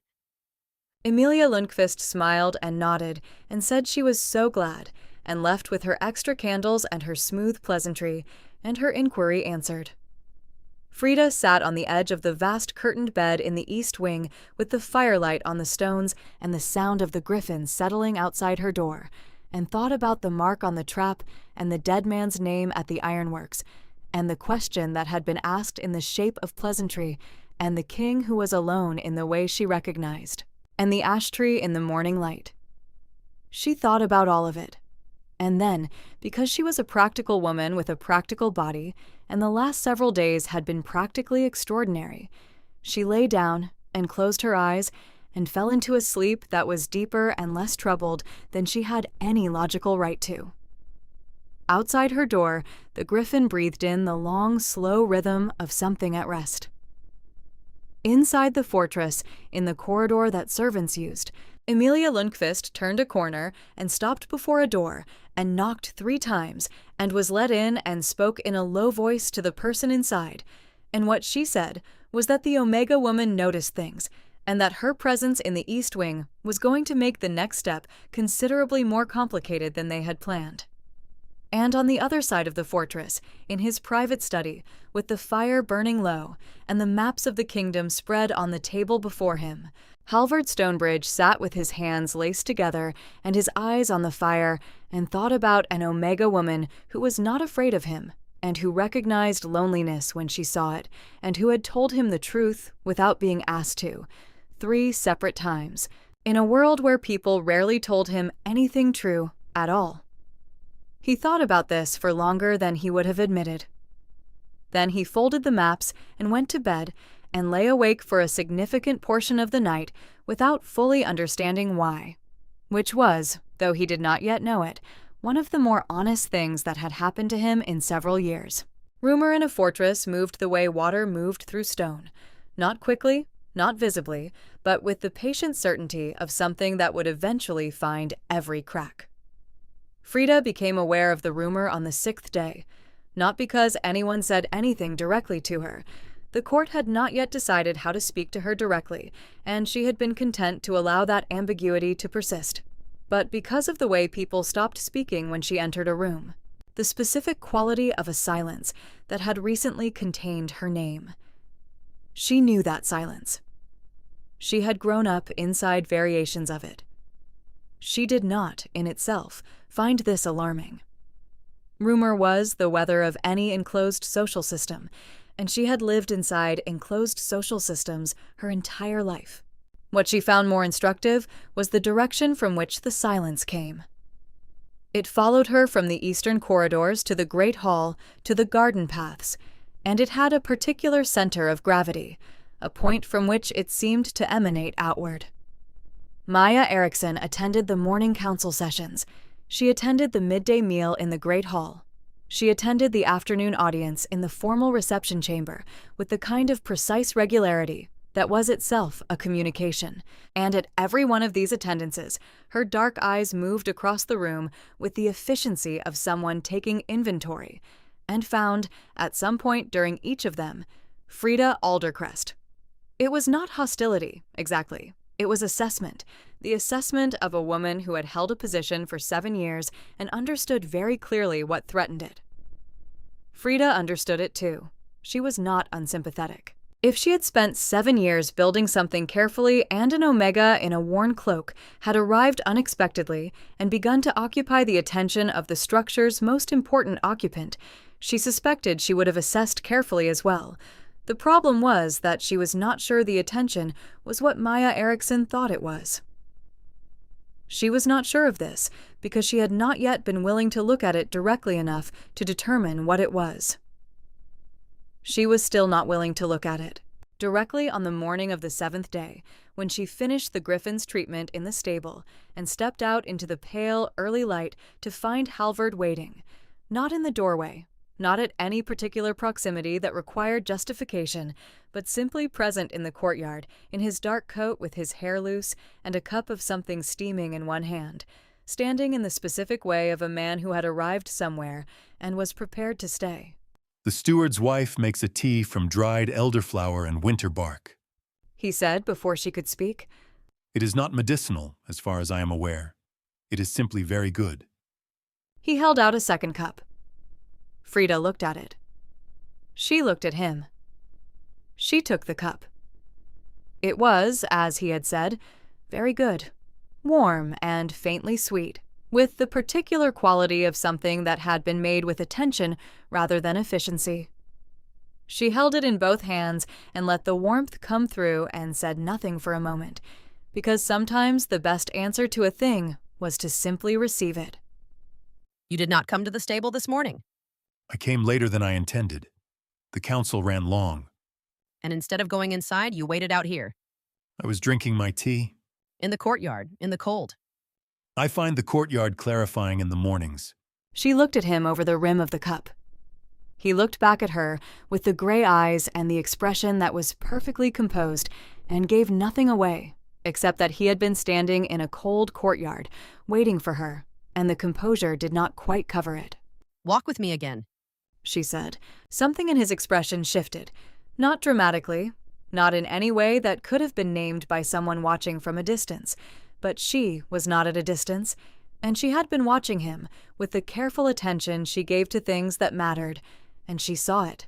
Surprise. Brief and genuine and replaced almost immediately by the composed architecture, but it had been there. He had not expected her to ask. She found, with some private amusement at her own audacity, that she was glad she had. They walked. The Griffin emerged from the stable behind them with the timing of something that had been waiting for this development, falling into its customary position between them and slightly behind, the injured talon barely favoring now, the great wings folded in what she had come to recognize as its contented posture. The morning was cold and silver, the kind of northern morning that smelled of coming weather and old stone and the particular clean emptiness of air that had not yet been breathed into the day's business. She told him about Emilia Lundqvist, not because this was the first opportunity. She had considered telling him for 2 days, but because she had been waiting until she had something more than a suspicious question asked in pleasant tones. She had, the previous evening, observed Emilia use the servants' corridor to carry a small parcel to a room she had no household reason to visit, and the room belonged to a junior council scribe named Felix Nordahl, who had been in the fortress for 8 months and had, as far as she could determine, no connection to linen stores or East Wing housekeeping. Halvard listened without interrupting. This was something she had noticed about him. He listened with his whole attention, without the restless edge of a man waiting for his opportunity to speak. It was an unusual quality in anyone. In a king, it was extraordinary. Felix Nordahl.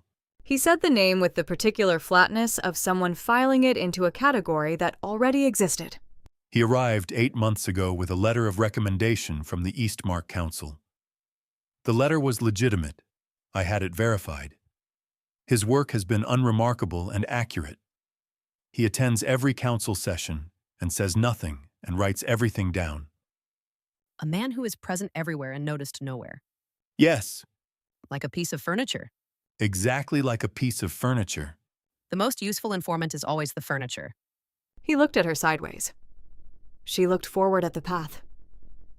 The Griffin made a small sound that she was increasingly convinced was its version of agreement.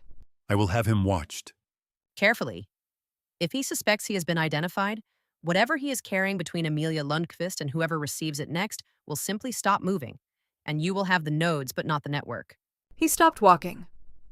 She stopped beside him, and they were at the edge of the old grove again, the ash tree visible between its younger companions, the morning light beginning to shift from silver toward gold. She became aware, with that quality of awareness that arrived without announcement, of how close they were standing. The path here was narrow, the trees on one side, the wall on the other. She did not step back. Where did you learn this? My father was a healer. He worked in every household in the village, regardless of rank or association. He heard everything. He taught me that information is like a plant. You learn more about it by watching where it grows and what it grows toward than by picking it up and examining it directly. He was a wise man. He was. He also had very little patience for people who confused being powerful with being right, which made his life occasionally complicated and his dinner table consistently interesting. Halvard looked at her with the expression she did not have a word for yet, the one that arrived when she said something he had not anticipated, and he was choosing what to do with the surprise. You remind me of him. My father. The quality I just described. Little patience for the confusion between power and correctness. You have said 3 things to me since we met that were not comfortable to hear, and that I needed to hear considerably more than I needed them to be comfortable. Only 3? I shall have to try harder. There it was. The actual expression, the unarchitectured one, fully arrived this time and not retreating as quickly as it had before. She felt the warmth of it in the way you felt the warmth of a fire you had not expected to find in a cold room. Her chest did something that she decided she would address later, when later was available. They were still close. The path was still narrow. Neither of them had moved. Frida. He said her name the way he did not say most things, without the architecture, without the king's careful construction. Just her name, in his voice, which was lower here than it was in corridors and chambers, lower and less measured. Yes. I would like to... The griffin moved between them. Not roughly, it was never rough, for all its size, but decisively, its great feathered body pressing gently but unmistakably into the space between them, its head turning from one to the other with the expression of a creature managing a situation it had opinions about. Frida looked at it. The griffin looked back at her with what she could only interpret as pointed commentary. Your griffin is interested in this conversation. My griffin has always had opinions about my personal life. I have spent 20 years learning to accept this. Are its opinions usually accurate? Infuriatingly so. She looked at the griffin. The griffin looked at her. Some communication passed between them that she could not have described in language, but that she understood in the particular way she understood things that bypassed the part of her brain that required explanation. She put her hand on its head. Between the great golden eyes, where the feathers were softest and it had leaned into her touch since the first morning, the griffin closed its eyes. She felt, rather than saw Halvard move beside her, a shift of his weight, a change in the quality of his stillness, something in him attending to what she had just done with the focused intensity of a man for whom the gesture carried a meaning larger than itself. It does not let people do that. It let me the second morning. I was surprised. See, I have been its companion for 20 years. It took me 3 months. She took her hand from the griffin's head and looked up at him, and he was closer than she had registered, close enough that she could see the exact shade of his eyes, gray with the particular depth of something that had been gray for a long time, gray with weather in it, gray with years of looking at things that required looking at steadily. She looked at him steadily. He looked back. The griffin had very pointedly relocated itself to the base of the ash tree and appeared to be examining the bark with intense concentration, its back to them both in the least subtle performance of discretion she had ever witnessed in any creature. There is something I have not said. There are several things you have not said. You are a king. The ratio of said to unsaid in your daily life is probably considerable. This is one I want to say. She waited. The morning was golden now, properly golden, the light coming through the leaves of the ash tree and laying itself across the path between them and catching the black of his hair and the gray of his eyes. And she was recording all of it. She was recording all of it, and she had stopped pretending she wasn't. And in 20 years of this position, I have not met a person who spoke to me as you speak to me, who looked at me as you look at me, who... He stopped. The king's control, reliable in councils and courts and interrogation chambers, was doing something slightly uncertain in this narrow path under the ash tree, and she watched it with the helpless tenderness of recognizing something difficult being attempted.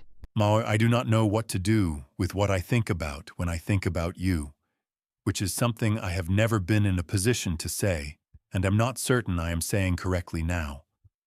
Frida was quiet for a long moment. The sensible part of her, worn cloak, practical boots, you are an Omega woman without status in a king's fortress, and you know how this particular story usually ends, said, "Careful." She looked at him, at the gray eyes that were doing something unfamiliar and slightly alarmed by their own unfamiliarity. At the man who was 3 decisions ahead in every political situation and appeared to have arrived, in this specific one, at something he had not planned for. You are thinking about it incorrectly, she said. Am I? You're trying to know what to do with it before you have allowed yourself to understand what it is. That is the king's approach to things. Identify, categorize, determine appropriate response. But there are some things that resist that sequence. Some things require you to feel them before you can address them. And if feeling them first makes the addressing considerably more complicated. Most things worth addressing are complicated. The ones that aren't rarely require much addressing. He reached out and tucked a loose strand of her hair behind her ear. It was a small gesture, unhurried, not tentative.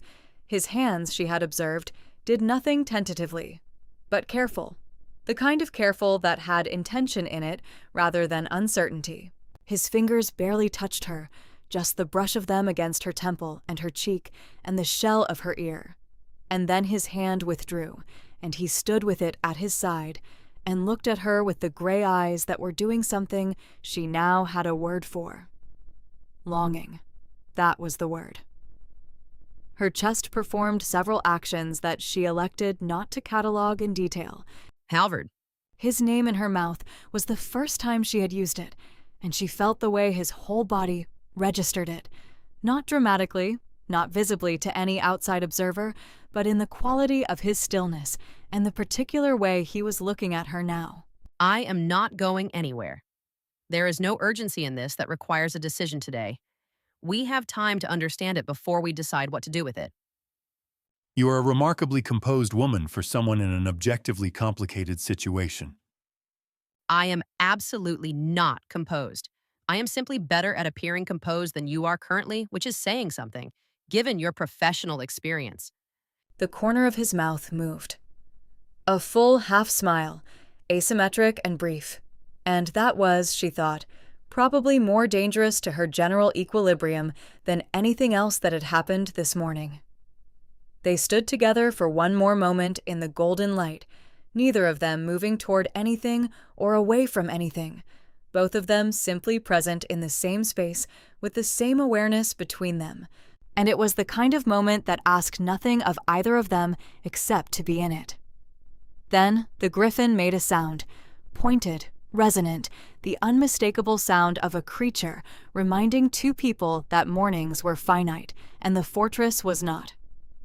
They walked back. This time, she was aware of every place their steps nearly aligned, every moment the path narrowed, and their arms came within the distance of contact. She was aware of him in the particular full-body way that she had been carefully not identifying for 6 days, and she did not try to not identify it anymore. It existed. She would address it as she addressed most difficult things, honestly, in her own time, and without pretending it was simpler than it was. What she had not accounted for was Maya Eriksson. The chief advisor was in the great hall when they returned through the main entrance, seated at the long table over a spread of correspondence, attended by 2 junior council members and a scribe. Her dark hair arranged precisely, and her composure impeccable, and her dark eyes moving to the doorway at their entrance with the quality of attention that had been waiting for exactly this. Her gaze moved from Halvard to Frida, to the griffin, to the distance, or lack of it, between the king and the Omega woman, to the cups they had both carried in and set on the entry table. Then she rose from her chair, and she was graceful about it, and she was composed, and she crossed the room with the walk of a woman who had learned how to occupy her own authority so thoroughly that it accompanied her everywhere. And she stopped before them both with a smile that had everything formal in it and nothing warm. She addressed herself to the king. The words she spoke were couched in the language of procedure, in the particular formality that surrounded anything approaching an official concern. She spoke of the council's awareness of the unusual circumstances, of the precedent that must be considered, of the law that governed the status of those who resided within the walls under the king's protection. She spoke of the traditional protocols. She spoke with the precision of a woman who had studied the law as a weapon and knew how to deploy it, of the provision that held that an alpha king could not maintain the extended private company of an unbonded Omega without the formal declaration of intent recognized by the court. She did not use words like cannot or forbidden. She did not need to. The structure of what she said contained those words the way a river contained its banks. Halvard listened with the expression she had come to understand was not blankness, but depth. The depth of a man choosing, in real time, which version of himself was going to answer. I am aware of the provision, He said. I am also aware that you are aware I am aware of it, which makes me curious about what you expect to achieve by reciting it. Amaya Eriksson's smile did not waver. She said that she expected nothing. She wished only to ensure that the king had considered the situation fully, as she had always believed that her role as chief advisor was to ensure exactly that. She was certain the king would make whatever decision he felt was appropriate, as he always did. She was certain, she added, and here the smile adjusted, barely, in a direction that was not warm and not cold, but was precisely calibrated, that all parties involved understood the implications of the decision. She returned to her correspondence. Frida stood in the entrance of the great hall and felt the architecture of the moment settle around her with the comprehensive thoroughness of an actual structure. Walls, ceiling, the particular weight of something closing. The provision Maya Eriksson had cited was not new. She had known about it in the abstract. The laws that governed alpha-omega dynamics in this kingdom were something every omega woman learned. The way you learned about weather in a country with difficult weather. You did not necessarily encounter it directly, but you understood it as part of the conditions under which your life was lived. The provision said, extended company, without formal declaration, made the Omega's status ambiguous in a way that the court could challenge. It was designed, ostensibly, to protect Omegas. It functioned, in practice, as leverage.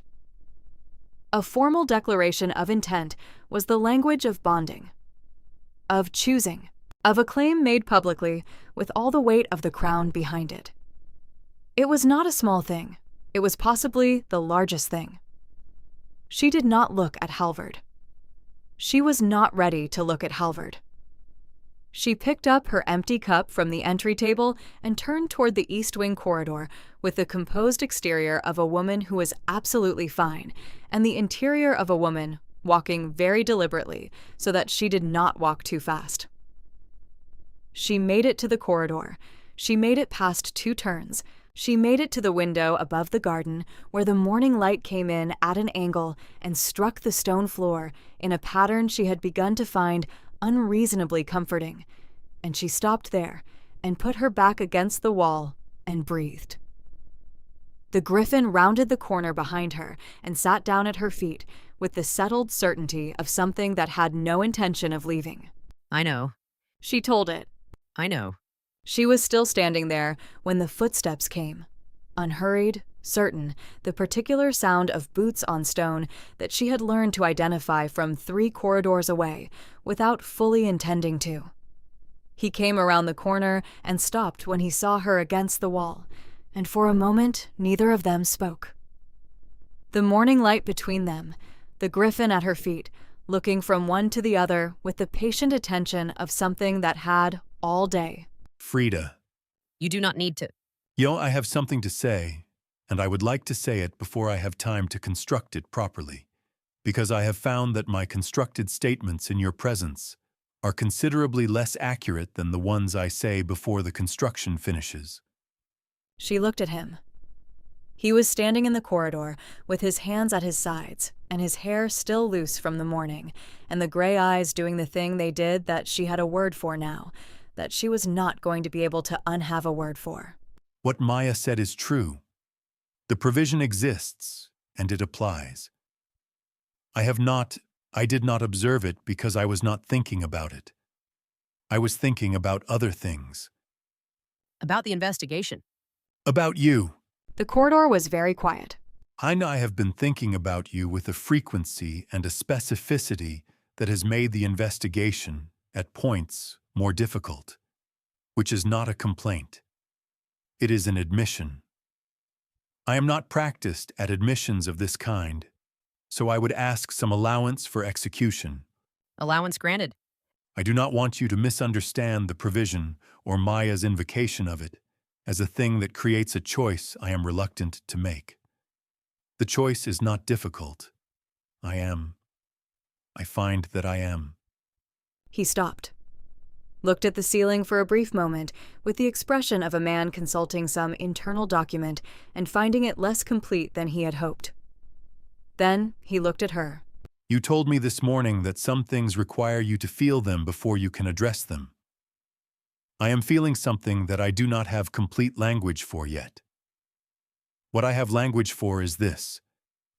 I do not want you to leave this fortress without knowing that whatever this is, I want to understand it. I want to be given the chance to understand it. And I am asking, though I am aware the asking is large and the circumstances are complicated, and you owe me nothing. Halvard. He stopped. She pushed off the wall and crossed the small distance of the corridor between them, and she took his face in both her hands. His face, which was the face of a king and the face of a man who had not been spoken to, honestly, in a very long time, and she held it with the same care she gave to things that were injured and strong at the same time. He went very still under her hands, the kind of stillness that was not blankness, but depth. I know what you are asking, and I want to give you the chance to understand it, whatever it is. For a moment, he simply looked at her. Down, because he was considerably taller, with those winter-sea eyes that were not winter anymore, not in this particular moment, and his hands came up and covered hers where they rested against his jaw. His hands were warm, larger than hers, the hands of a man who had built things and held things and carried things for a long time, and they held hers with a gentleness that was startling in its completeness, as though the care had been there always, waiting for somewhere to put itself. He turned his head slightly and pressed his lips to her palm. Just that, just her palm, briefly, deliberately. And then he held her hands between both of his and stood with her in the morning light of a corridor that smelled of old stone and beeswax candles, and neither of them said anything because neither of them needed to. The griffin made a sound, not the pointed, resonant sound of a creature managing a situation. Something quieter, something that she would have sworn, if asked to testify under any available oath, was contentment. She laughed. It came out softly and surprised her, and she felt him exhale. Felt it in the way he held her hands, the loosening of something held. And when she looked up, his eyes were warm. 20 years, he said quietly, and I have never once heard it make that sound. That seems significant. Everything about you, Frida Aldercrest, appears to be significant. I have been finding this both remarkable and personally inconvenient for the better part of a week. Only inconvenient? The other words require more time. She nodded.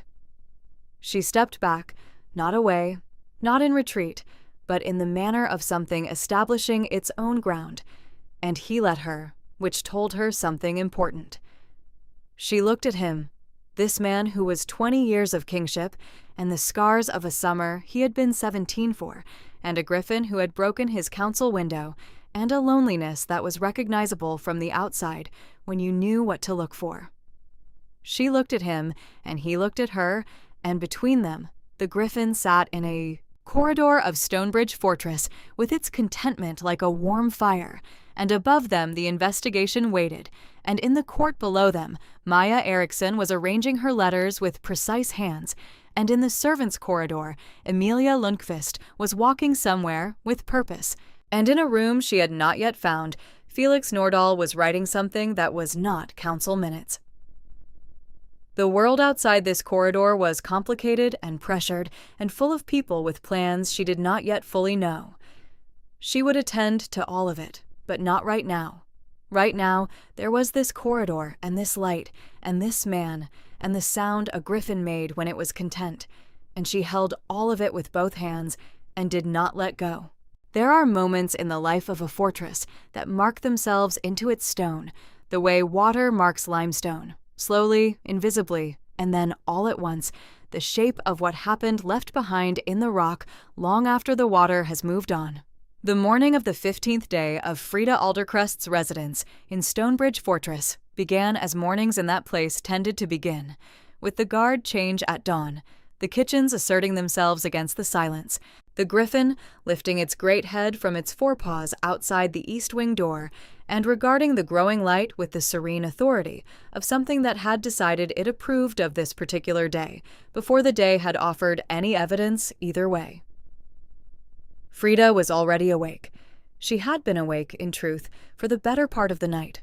Not from fear, not from the restless edge of anxiety, but from the particular wakefulness of a woman who had received, the previous evening, information that changed the shape of everything she thought she understood about the last 2 weeks. The information had come from Oscar Larson. The stablemaster had appeared at the door of her quarters after the evening meal with the expression of a man who had been holding something for longer than was comfortable and had decided the holding was finished. He had, he told her, been going through the Griffin's care records, the daily logs he kept in the particular obsessive detail of someone whose professional identity was bound up entirely in the welfare of one specific creature. He had been looking for anomalies. He had found one. For the last 11 months, the Griffin's daily exercise routes had been logged, as they always were, as protocol required. What Oscar had discovered, cross-referencing the logs against the fortress duty rosters, was that on each of the 12 occasions when the Griffin had been exercised in the northern forest, its preferred territory, the territory where the trap had been placed, the duty roster adjustment that moved the Griffin's keeper to a different task, leaving the route supervision to a junior handler who did not know the forest well, had been authorized by the same signature. Maya Erickson, Chief Advisor. 7 years in the King's closest confidence. Frida had sat with this information for the length of time it took the candle on her writing table to burn down 2 inches.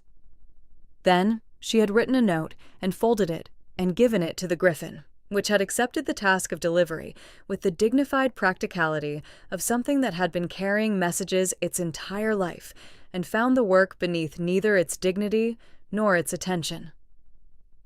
She did not know if Halvard had slept. She suspected not. She suspected he had sat in his study with the maps and the fire and the cold weight of confirmation settling around him like stone around a root. The way it settled when you had suspected something for long enough that knowing it was not a surprise, and was also, somehow, worse than a surprise. She dressed in the clothing that had been provided, a deep blue that was, she had thought at the time, the color of the fortress banners, and had since decided was not coincidental. And she opened her door and looked at the Griffin, and the Griffin looked back at her. Today, she said.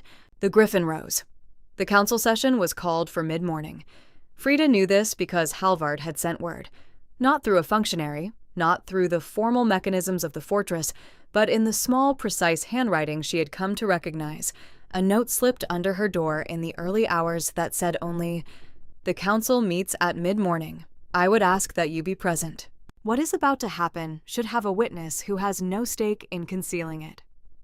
She arrived at the council chamber behind the Griffin, which entered ahead of her in the manner of something that had decided attendance was not optional, and the concept of an uninvited guest was a category error when applied to itself. The council members already seated looked at the Griffin. They looked at Frida. They looked at each other with the expressions of people updating their models of what this meeting was going to contain. Halvard was already at the head of the table. He met her eyes when she entered, just briefly, just enough for something to pass between them that had no formal language. And then he looked at the room with the gray eyes that were, this morning, the gray of the sea before a storm that had already decided to happen. Maya Erickson was seated 3 chairs to his left. She was, as always, impeccable, her hair arranged, her composure intact, her expression carrying the precise calibration of a woman who had lived for 7 years in the close proximity of power and had learned every tone its atmosphere could take. She looked at Frida's entrance, and then at the Griffin, and then at Halvard, and something in her face made the very small adjustment of a person who has been waiting for a thing and has now confirmed it has arrived. She had prepared something. Frida could see it in the way she sat, the particular readiness of a woman who had arranged her arguments in order and was waiting for the opening to deploy them. She did not get the opening she had arranged for. Halvard spoke first. He spoke in the voice he used when what he was saying was not a position to be debated, but a fact being placed into the record of the world. Low, unhurried, with the absolute certainty of stone. He said that he had called the council together because a matter of security required resolution and a matter of justice required witnesses, and that he intended to address both before the morning was finished. He placed Oscar Larsson's logbook on the table. He placed beside it the Ironworks Commission record, obtained through his investigation, the dead man's name, the unusual specification, the bolt that had been driven into the roots of the oak where the trap was anchored. He placed beside that a letter. She had not seen this letter before. It was written in a hand she did not know, on paper that had the texture of correspondence that had traveled some distance, and it was addressed to a name she recognized. Felix Nordahl, junior council scribe, 8 months in residence, unremarkable and present everywhere. He explained what the letter contained, not reading it aloud, but describing it with the precise economy of a man who had been reading difficult documents his entire adult life and had learned to convey their content without the distance of quotation. The letter detailed an arrangement. Information provided from inside the fortress about the Griffin's movements, its keeper's schedule, its exercise routes. Information provided in exchange for a guarantee that when the Grimsever completed its objective and the king's bond with the Griffin was severed, the political restructuring that followed would preserve the position of the person who had been cooperative. The position of chief advisor. The room was very quiet. Maya Eriksson sat with her hands folded on the table and her face composed and her eyes on the logbook and the letter and the commission record arranged before the king. And she was, Frida watched her, she was recalculating. Not panicking, recalculating. The specific mental activity of a very intelligent person encountering an obstacle and assessing available responses with the speed of long practice. She found one. She began to speak. She spoke well. Frida gave her that absolutely, without reservation. She spoke with the fluency of someone who had spent 7 years in the closest proximity to power and had learned its language the way you learned a native tongue until the grammar of it was instinctive. She spoke of context, of misunderstanding, of information shared in a capacity that had been misrepresented, of the letter being taken from its full context, of 7 years of service and loyalty, and the weight that must be given to 7 years against the interpretation of a single document by people who wished her ill. She spoke for some time. When she finished, the room waited. Halvard said nothing for a long moment. He looked at the table. He looked at the logbook. He looked at the letter. And then he looked at Maya Eriksson with the winter-gray eyes. And what was in them was not anger. She had expected anger, Frida thought, had prepared for anger, had probably practiced her response to anger. What was in them was something considerably worse. It was the absence of surprise. 7 years, He said. 7 years, and I knew something was not as it appeared. I did not know the shape of it. I did not know the name of it. But I have been a king since I was 17 years old, Maya. And I have been sitting across tables from people who had private agendas since the first week of it. And I have never, not once, been able to entirely silence the part of me that knew when the face across the table was a construction rather than a person. Maya's composure held. But something in her eyes shifted, the specific shift of someone who has been understood more completely than they intended. Tutui. You did not join the Grimsever. You are not a true believer in their cause and never were. You made a calculation. You decided that the most likely outcome of their activity was success, and that the most advantageous position in that outcome was the one you secured for yourself. This is not loyalty to an ideology. This is the specific and practiced self-interest of someone who has always known which way they would move before the music stopped. He picked up the letter. 11 months of the Griffin's movements. 12 routing adjustments. Oscar Larson has served this fortress for 23 years and noticed in 3 days what took me considerably longer, because he was looking with the clear eyes of someone who had nothing to gain from not looking.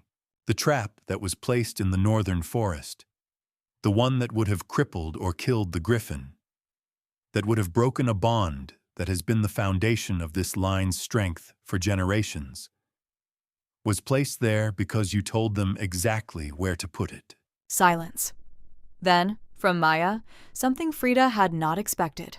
Not a defense, not a counter-argument, not another recalibration. Something quieter. The specific and unguarded quality of a person arriving at the end of a road they had been walking for a long time. She looked at Frida. Not at Halvard. At Frida.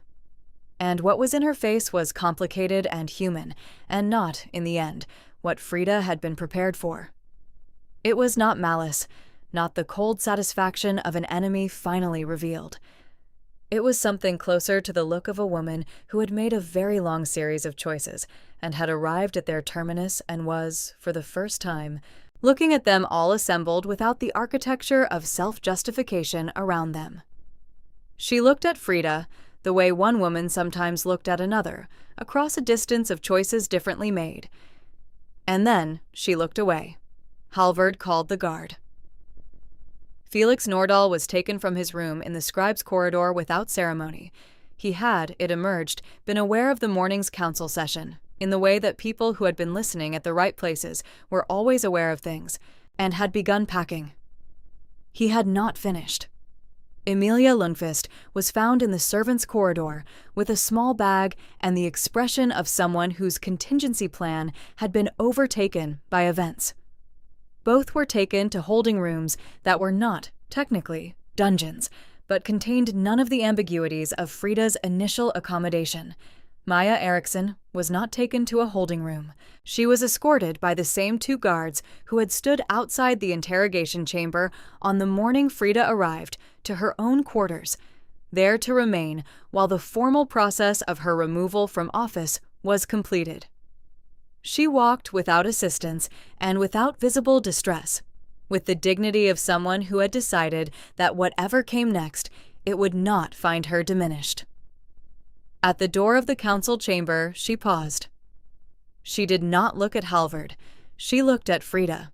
And she said, quietly, without the formal cadence, in the voice that was underneath the chief advisor's voice, the voice that was simply a woman's, that she hoped, for the king's sake, that the Omega woman understood what she was being given. That she hoped she was equal to it. Not as a threat. As something that was almost, in its strange and complicated way, something close to sincerity. Then she walked through the door and did not look back. The room exhaled. Frida was not sure if she was the only one who felt it or if the entire council felt it simultaneously. This collective release of something that had been held at tension for longer than any of them had been comfortable acknowledging. Halvard stood at the head of the table.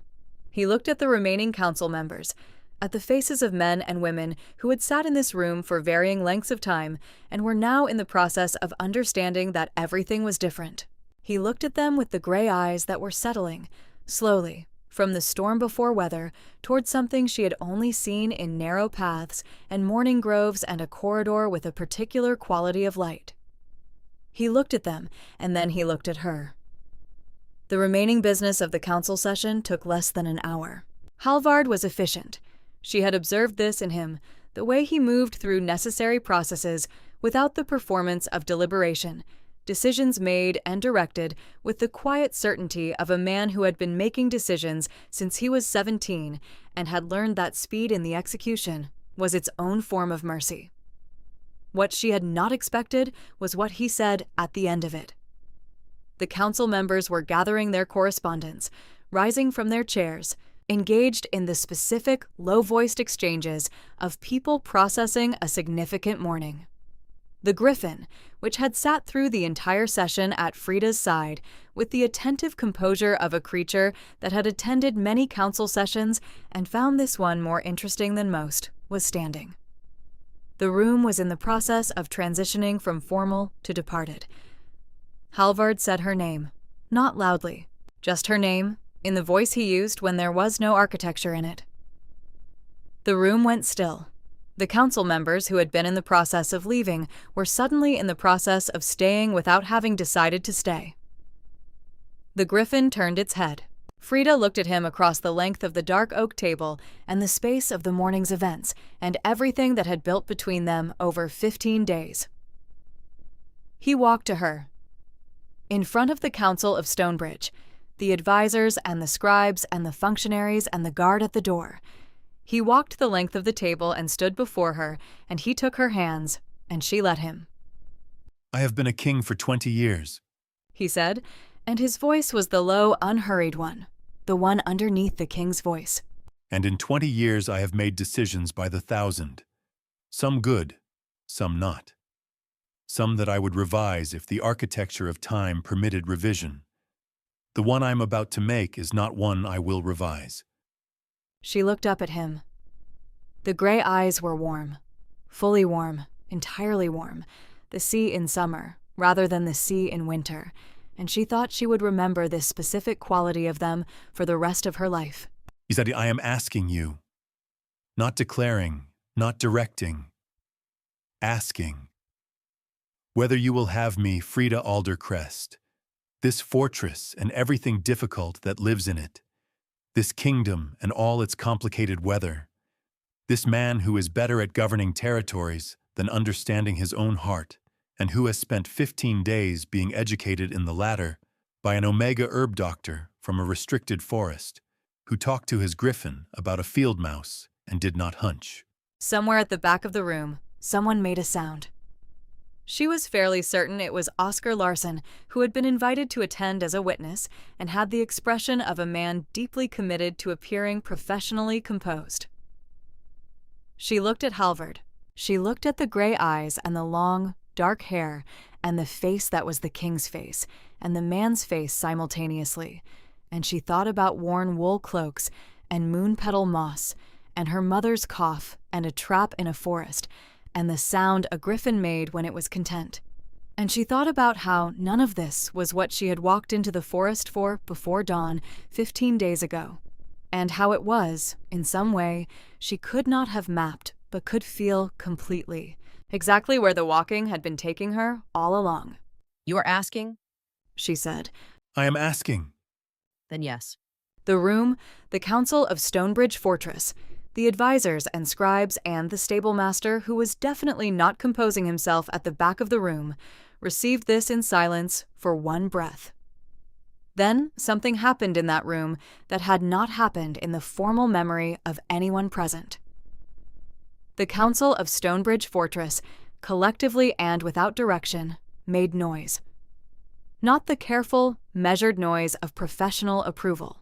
Actual noise, the kind that happened when people forgot for a moment that they were supposed to have opinions about things before they expressed them. The griffin spread its wings to their full span in the middle of the council chamber and made the sound it made, the low resonant one, the warm one, and it was so large in the enclosed space that every candle in the room flickered simultaneously, which had the effect of making the entire chamber appear, briefly, to be lit from within. Frida laughed. She felt Halvard's hands tighten around hers, and she looked up at him, and his face was the unarchitectured one entirely.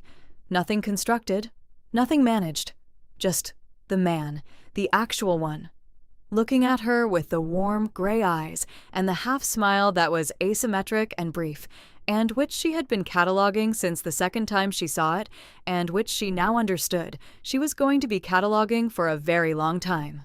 I should inform you, he said quietly under the noise of the room, Chud, that the provision Maya invoked requires a formal declaration before the court. I have just made one. The court has witnessed it. The provision is therefore satisfied, which means she invoked it and it resulted in the opposite of what she intended, which I find Satisfying? I was going to say appropriate, but satisfying works. The wedding happened at dusk. Not in 3 days, not after the period of formal preparation that tradition suggested, not with the elaborate apparatus of a state ceremony that would have required weeks of arrangement and the participation of dignitaries from territories she had never visited. That, Halvard had been clear about, could come later. The formal ceremony that the kingdom's political relationships required, with all its specific and necessary theater. What happened at dusk in the great hall of Stonebridge Fortress was something different, something that predated the political apparatus. The old words, the ones that came before the laws that described them, spoken before the Griffin and the Council and Oscar Larson, who had entirely given up on professional composure and was standing in the third row with the expression of a man at the best day of a long career. She wore the deep blue. He wore dark, as he always did, with a simplicity that was not austerity, but confidence, the clothing of a man who did not need ornamentation because the substance was already present.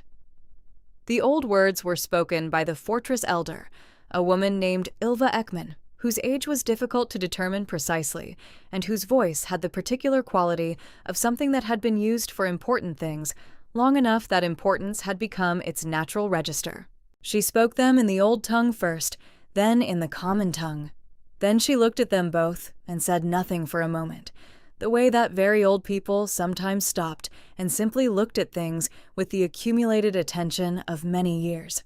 Halvard took Frida's hands the way he had taken them in the council chamber, with the care of someone holding something that mattered. And he spoke the words that were his to speak, and they were the old ones, and they were also his. She could hear the difference, the places where the formula ended and the man began, and those places were the ones she held most carefully. She spoke her own words. She had prepared them during the afternoon, sitting at the writing table in the east wing, with the beeswax candles and the griffin's head resting on her knee in a display of companionship that she suspected would become a permanent feature of her daily existence. And she had written them with the directness she gave to all things that mattered, and then revised them once, because the first version had made her cry, and she wanted to be able to actually say them. She said them. She said them without looking away, without the composure of habit, with the openness she gave to things she had decided to give herself to completely. Which was not many things, but was, she had learned, the only way she knew how to give. His face, while she spoke, did the thing that she was going to spend the rest of her life being grateful she had the front row seat to witness.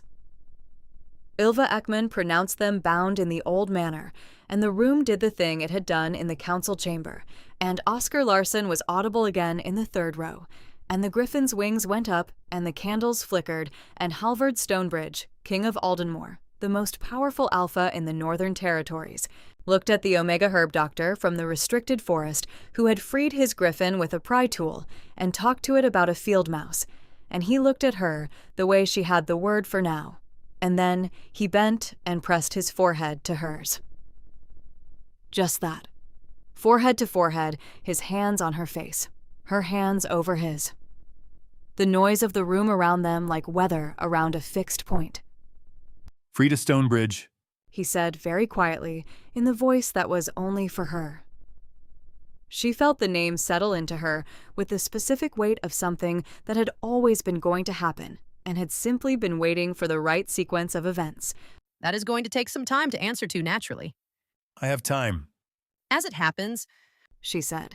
So do I. The evening that followed was the kind of evening that a fortress did not often produce, warm and lit and full of the specific generosity that descended on enclosed communities when something good had happened and everyone present knew they had witnessed it. The great hall held food and firelight, and the sound of people who had spent a complicated 2 weeks in proximity to something dangerous and unresolved and were now collectively exhaling. Frida moved through it with the particular quality of presence she had brought to the fortress the day she arrived, attending, observing, finding the faces she had come to know, and reading in them what she needed to know. Leif Anderson, the senior guard who had been pointedly professional toward her since the first day, raised his cup to her from across the room with an expression that was gruff and genuine and entirely worth having. Oscar Larson told her, at considerable length, about the Griffin's full dietary requirements in a manner that she understood was his form of welcome. Ylva Ekman pressed her hand and said nothing, which communicated more than most people managed with full sentences. Halvard was beside her for most of it, and when he was not beside her, he was aware of her across the room in the way she was aware of him. That full-body consciousness of where the other person was, that she had stopped trying to manage and had simply accepted as a new condition of existing. At some point in the late evening, the hall began to quiet in the gradual way of a fire burning down. Not extinguished, just settling into a steadier, lower light. People found their ways to their rest. The Griffin, which had been present throughout in the majestic manner of a creature that considered itself an essential attendee at all significant events, had withdrawn to the stable with the air of something whose work for the day was complete. Halvard took her hand, and they went out. Not to the corridors, not to the private chambers of the inner fortress. Out, through the eastern gate and into the garden, the night garden that smelled of late-season herbs and cold stone, and the particular dark clarity of a sky above a fortress ridge where the stars were visible in the way they were never visible in valleys or villages, enormous and unhurried, as though the sky here was simply larger. They walked in the garden in the dark without speaking, and it was the contained quiet that had been with them from the beginning. The third presence, the comfortable one. Their hands were together. The stone of the eastern wall was silver in the starlight. She stopped. She stopped because her body knew something that her mind had been politely circling for 3 days without directly approaching, and the garden under the stars with his hand warm in hers was the right place for the circling to stop. She looked up at the sky, at the enormous, unhurried stars. She thought about the moon petal moss she had gone into the forest to find, and the trap she had not expected to find, and the griffin that had walked beside her out of the darkness, and the 15 days that had followed, and the shape of the thing she was about to say. She thought about her mother, who was going to have feelings about this that would require a very long conversation. She thought about how the body knew things before the mind was ready to know them, and how the body, in her experience, was generally correct. She turned to face him. He was looking at her already. He was often looking at her already, she had noticed, in the way he looked at things he was paying his full attention to, which was not a casual quality in him. The gray eyes in the starlight, the long, dark hair loose around his shoulders. The warmth that had replaced the winter in his expression so thoroughly that she wondered if it had ever been winter, or if it had simply been waiting. She took his hand, and she placed it, with all the deliberateness she gave to things she had decided completely, against the front of her dress, against her body, low, where the warmth of a new thing gathered. His eyes moved from her face to his hand and back to her face, with the specific quality of a man arriving at an understanding that was reordering everything in its immediate vicinity. I am not entirely certain, she said, her voice steady and warm and entirely hers. because it is early yet, and I am, as I have established, not infallible. But I know my own body as well as I know the plants that grow in the northern forest, and my body is telling me something that I believe. He was very still. The specific stillness that was not blankness, but depth. The depth of a man 3 decisions ahead. Only this time she did not think he was 3 decisions ahead. This time she thought he was standing, for once, directly in the present moment, with nothing calculated on either side of it, just the garden and the stars, and his hand warm against her body, and the thing she had just placed in the space between them. His hand pressed, very gently. A question and an answer at the same time. Frida. Her name. Just her name, in the voice that had nothing in it but what it was. Yes. And then something happened to Halvard Stonebridge that she would tell no one, ever, except possibly the Griffin, which she was reasonably certain could keep a confidence. He sat down, not collapsed, not fallen, sat deliberately on the stone step of the garden path, because his legs had communicated to him that they were going to stop participating in the standing upright aspect of this moment, and he had, for once in a long lifetime of kings not giving ground, listened to them. He sat on the stone step and looked up at her with the gray eyes that they were doing something she had never seen them do, something that started in the warmth and went further, went somewhere deeper and less attended to, somewhere that had been waiting a very long time for this specific reason to open. She sat beside him, on the cold stone, under the enormous stars, with his hand still against her and her head finding the place against his shoulder that fit the way things fit when they have always been supposed to. He pressed his lips to her hair, held them there, breathed. For a long time, neither of them spoke. The stars moved in their ancient, unhurried way above the ridge of Stonebridge Fortress. The garden held its dark, herb-scented quiet. Somewhere in the stable, a great golden creature breathed in the long, slow rhythm of something at rest, its injured talon nearly healed, the wounds of an iron trap closing over, as wounds did when they were properly tended, not without scar, but without corruption, the tissue knitting into something that was different from what it had been, and, in its difference, stronger. A child, he said at last, into her hair, in the voice that was the truest one. Most likely, yes.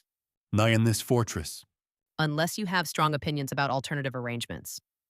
When I have opinions about nothing tonight except this garden and this sky and you. She turned her face up to look at him.